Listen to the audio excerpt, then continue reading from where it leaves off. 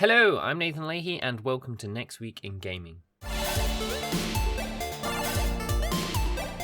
So this next week is pretty heavy on DLC and updates being added to games, and we saw a bit of the Goat Simulator stuff earlier this week, which I ended up buying because it looks fantastic. And the first bit of DLC coming out next week is the final piece of DLC for The Witcher 3: The Wild Hunt by CD Projekt Red. This is going to be releasing on Tuesday the 31st of May, right after Bank Holiday, which is a little bit disappointing because it means I can't spend an entire day playing it. And this adds no less than 30 hours of additional content, bunch of new monsters, a new area the size of Novigrad, which is pretty damn huge in itself. So that should give you an idea of just how much exploration there is to do. A couple of main sort of quests, a load of side little bits, including some murders and some shiny new monsters, and of course the feature everyone has been waiting for, which is a new Gwent deck. Yeah, so there's that. Honestly, I don't remember playing Gwent in the original game at all because I just didn't get on with it very well. But a lot of people consider this to be all about that Gwent deck, and the rest is just padding around a very reasonable card game. So yeah, this is coming out next week, the final bit of The Witcher 3, and probably the last piece of game we'll see by CD Projekt Red for probably a couple of years now.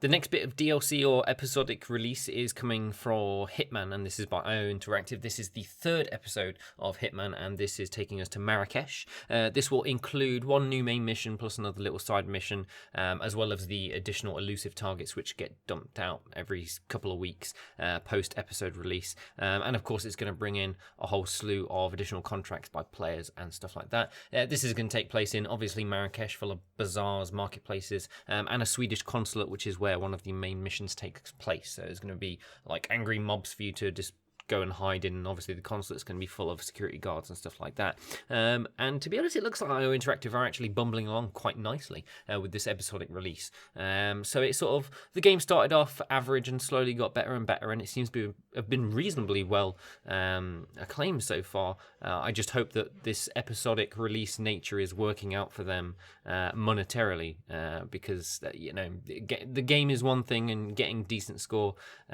is sort of one aspect, but actually making money on your investment is another thing. But until we see financial figures, we'll never really know. And I think that there's another 3 episodes to come, so we'll have to see how they pan that one out.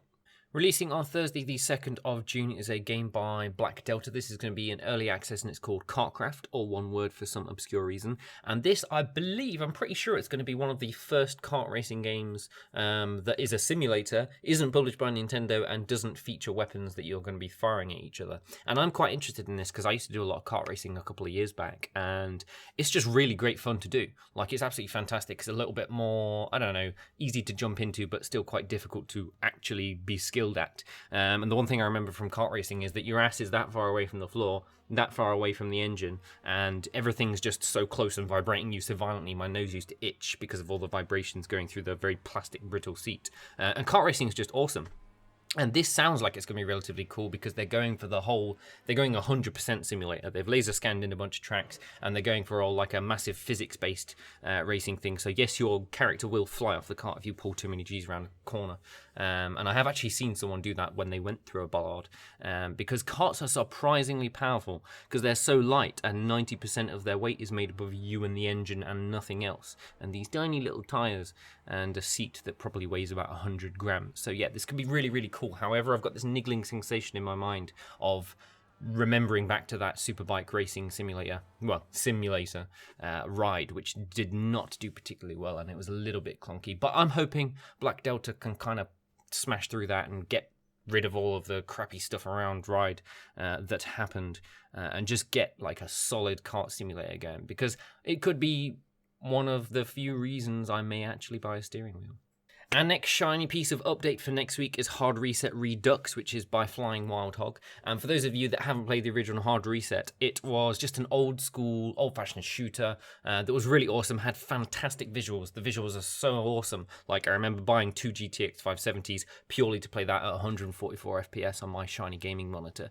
And it was just a solid game. Like, no, it's not going to be critically acclaimed for any fantastic reasons, but it was just an awesome arcade shooter, kind of like Painkiller, in that you just had this arsenal of preposterously ridiculous weapons all over the place, like a lightning orb gun and I don't even remember the half of it, and it was really challenging. And it just looked fantastic, and the gameplay was solid.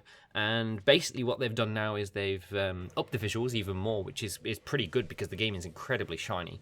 They've added new enemies, they've rebalanced the gameplay, and they haven't been specific on pricing yet. But basically, if you never bought Hard Reset on the multitude of sales it's been on in the last 10 years, and if you've never played it, then now is a very, very good time because you will not be disappointed because the game is just like, you can't go wrong. It's kind of like Shadowware, it's like Painkiller, it's like, I guess it's like the new Doom. It's just solid core FPS gameplay mechanics. So yeah, I'd strongly recommend taking a look at this one. If the gameplay doesn't tide you over, just check out some clips. It's an awesome, awesome title. So go ahead and check that out next week. So that's it from us at NextPowerUp. Join us next week on Saturday for our next Week in Gaming episode. Obviously, there's no review next Thursday because that's pretty much stopped. And if you haven't checked out my final review, which was pretty ridiculous, you can check that out on the main website.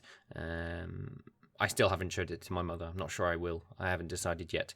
As usual, leave your comments in the section below for what you guys have been playing. I've been jumping into WoW and I managed to get myself into a raiding guild. Done pretty well on raid so far. I'll probably be spending most of Sunday gearing up and getting ready for the raid then. I'm also going to spend bank holiday weekend because in Britain we get Monday off. Probably playing the new Goat Simulator DLC, Waste of Space, because the trailer looked hilarious. But strangely, I haven't bought that game yet, and just the idea of it and the Mass Effectiness, and I don't know, maybe marketing worked its magic on me, so I actually went out and bought it today.